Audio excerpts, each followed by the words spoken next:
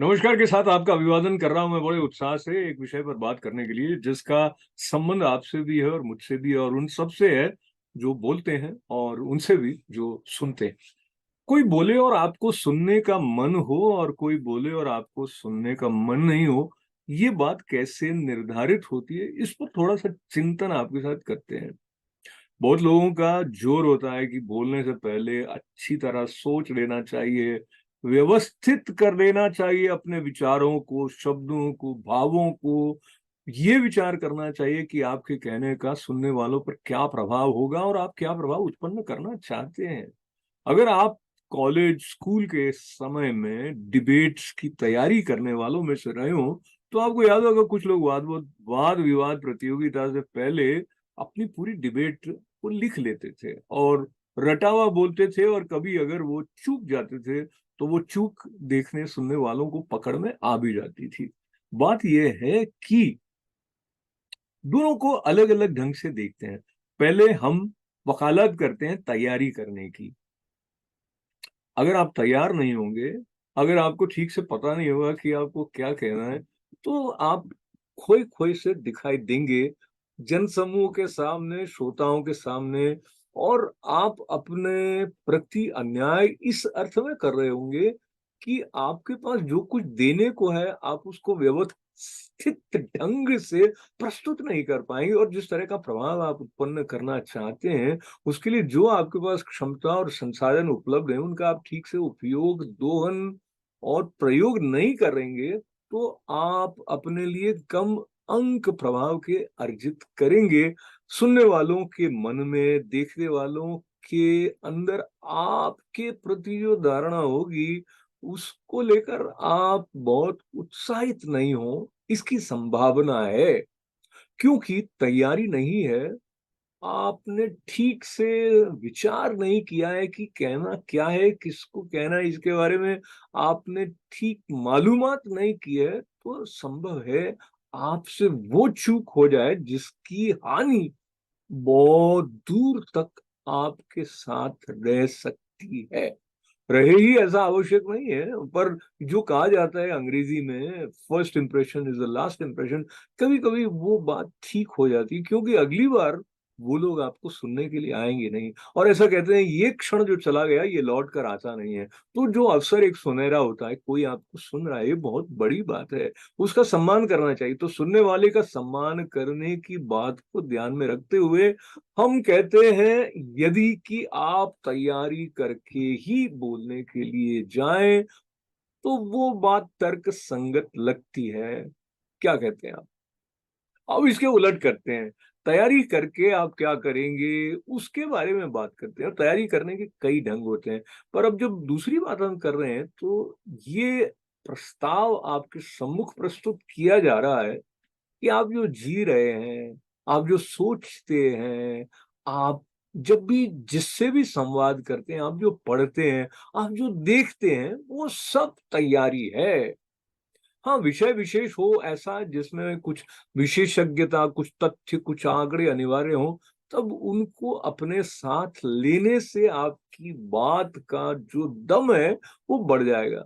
और जहाँ विचारों का आदान-प्रदान है, वहाँ पर आपने अब तक जैसे जिया है, आप अब तक जैसे सोचते रहे हैं, आपका अब तक शब्दों के साथ जो संबंध है, आपका अपने आप के साथ जो संबंध है, वो सब प्रकट होता है जब आप किसी भी मंच से संबोधित कर रहे होते हैं, किसी भी सभागार में दर्शकों को, सुनने वालों को।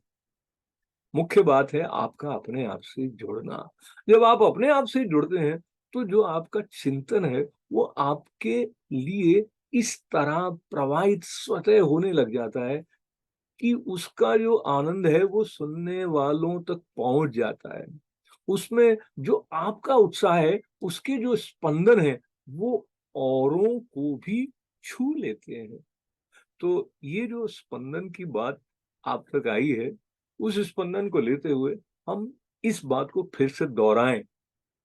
अंग्रेजी का शब्द जिस तरह हम एलिमेंट्स प्रयोग में करते हुए कई बार कहते हैं, today he was in his elements. Element के लिए हिंदी में शब्द है तत्व। तो वो अपने तत्व में था। और देखिए तत्व जो शब्द है ना, वो तत्वदर्शी तक ले जाता है। तत्वदर्शी को हम यूं अगर कहें कि अपने आप में स्पष्ट होना, हालांकि वहां पर वो तत्व ब्रह्म की जिज्ञासा तक ले जाता है। और उसमें भी जो आपके अंदर का आनंद है समग्रता से, वो आपकी सजगता के साथ यदि जुड़ा हुआ है, तो फिर आप जहां भी होंगे जो भी कहेंगे उसमें वो प्रभाव उत्पन्न होगा, जिससे कि एकात्मकता बढ़ेगी। वो एकात्मकता जो वक्ता और श्रोता के बीच की दूरी को मिटा देती है। जैसा कि शिकागो में हुआ, जब स्वामी विवेकानंद ने ये वचन कहे, जैसा हम सुनते हैं, brothers and sisters of America, तो ये बात तो बहुत लोग कह सकते हैं ना। ये तो शब्द अपने आप में उतना प्रभाव उत्पन्न नहीं करते, वो उनकी उपस्थिति थी जिसने वो प्रभाव उत्पन्न किया था। और उनकी उपस्थिति में उनकी तपस्या, उनकी साधना, उनका चिंतन, उनका मनन, उनका अपने भीतर सत्य का अन्वेषण, वो सब वेदांत केसरी के इन शब्दों के द्वारा जिस तरह झंकृत हुआ सुनने वालों के हृदय में, उस बात को याद रखते हुए हम वक्तृत्व कला की तरफ फिर आए। और यदि ये कहें, अच्छा इसमें ये भी याद करिए कि जब उनका नाम पुकारा गया था, उसके पहले वो स्पष्ट नहीं थे, यानी वो कोई रटी रटाई स्पीच अपनी लेकर नहीं गए थे। और उन्होंने ऐसा मन में पूरी तरह व्यवस्थित भी नहीं किया था कि वो क्या क्या कहने वाले हैं। पर जो उनके भीतर था वो उस तरह से प्रवाहित हुआ, उस परिवेश में, उस प्रसंग में क्या क्या बातें आनी चाहिए, किस तरह से उसकी प्रेरणा उत्पन्न हुई, जागृत हुई, उसकी जो गूंज है वो एक शताब्दी के बाद भी हमारे लिए वातावरण में कहीं ना कहीं विद्यमान है।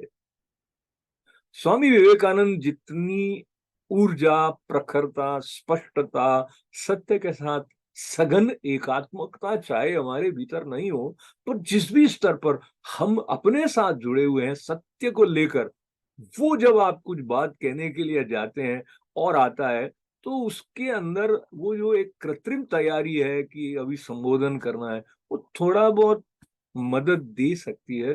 पर पूरी तरह मदद ये करता है कि आप जीते कैसे हैं, आप अपने आप के साथ जो संबंध है उसको विकसित करने के प्रति कितने सजग हैं। तो दोनों पक्ष आपके सम्मुख रखने के पीछे उद्देश्य यह है कि समय की मांग के अनुसार और अपनी पहचान के साथ, अगर आपको लगे कि नहीं तैयारी करके ही बोलने से मेरे लिए ठीक रहता है, और कई बार तैयारी करने के बाद आप अपने एलिमेंट में पहुंचते हैं तो वो भी ठीक है। और कई बार आपको लगता है कि मैं जिस तरह हूं, जहां हूं, वहां पर ये जो विषय है उसमें जो कुछ तत्व चिंतन के द्वारा जो बिंदु मेरे द्वारा प्रकट होंगे, मुझे उसमें आनंद आएगा। और कई बार लेखक के साथ जैसा होता है, वक्ता के साथ भी होता है, जब वो बोलना प्रारंभ करता है और जिस तरह की ऊर्जा का निर्माण होता है श्रोताओं के साथ, किसी सभागार विशेष में, किसी स्थान विशेष में, वो भी प्रेरित करता है कि कौन सी बात आए, जो जब आप लिखेंगे तब नहीं आएगी, जब आप सोचेंगे तब नहीं आएंगी। क्योंकि ये भी वक्तृत्व को जब हम एक कला कहते हैं, तो कला में कुछ स्वतः स्फूर्त एक लचीलापन, एक रसमयता वाला भाव, एक खुलापन कहीं ना कहीं इस तरह रहना भी अनिवार्य लगता है, जिसमें कि आपके भीतर के आनंद का नर्तन संभव हो पाए। तो ये आनंद की यात्रा आपके जीवन में जैसे अनुकूल हो वैसे प्रकट हो, ऐसी मंगल कामना करते हुए लेता हूं मैं अशोक व्यास अनुमति। नमस्कार।